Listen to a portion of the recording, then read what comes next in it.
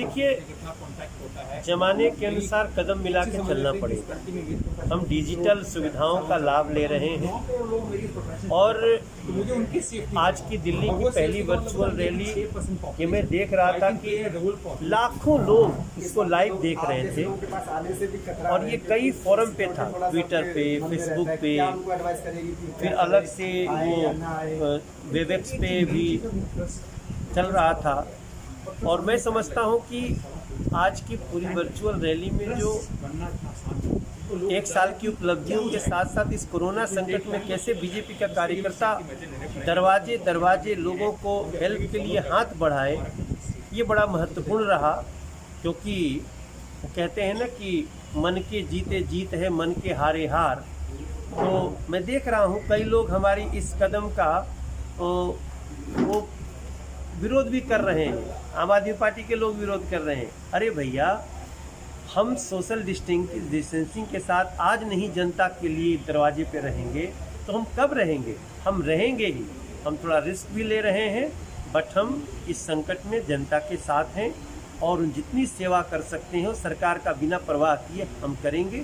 और जो केंद्र भेज रही है राहतें उसको पहुंचाने का। जनसंवाद रैली के माध्यम से आपने मोदी सरकार की उपलब्धियों को जनता तक पहुंचाने का एक कवायद की है, लेकिन बात साथ में चूँकि आप दिल्ली के अंदर विपक्षी पार्टी हैं और जिस तरह से कल सुप्रीम कोर्ट ने फटकार लगाई है दिल्ली सरकार के कामों की, खास करके जो स्वास्थ्य की लचर व्यवस्था है, उस पर आप क्या कहना चाहते हैं?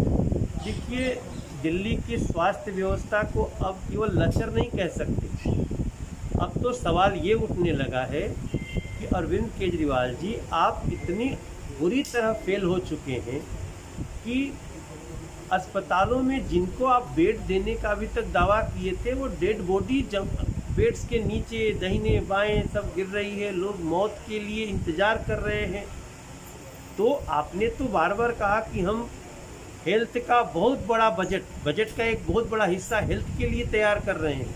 विश्व स्तरीय स्वास्थ्य व्यवस्था दिल्ली में है। ये कौन सी व्यवस्था आप दिखा रहे हैं? आपने कहा आपको इस समय डिजास्टर मैनेजमेंट एक्ट के तहत सारी शक्तियां प्राप्त है, लेकिन आप ग्राउंड पे कुछ करने की जगह सिर्फ विज्ञापनों में खोए रहे। आप मृतकों के गलत आंकड़े देते रहे। आप लोगों के टेस्ट की व्यवस्था नहीं कर पाए, बेड के नाम पे झूठ बोलते रहे।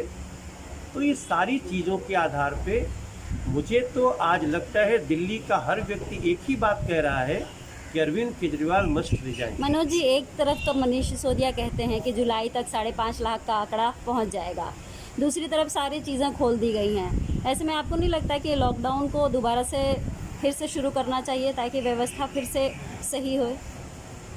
देखिए, जिस तरह से खतरनाक स्थिति में दिल्ली है, इसके लिए कुछ ऐसे कड़े स्टेप उठाने ही चाहिए, क्योंकि दिल्ली की जनता भी कोई मरना नहीं चाह रहा है। हम जिंदा रहेंगे तो बहुत व्यवसाय होंगे।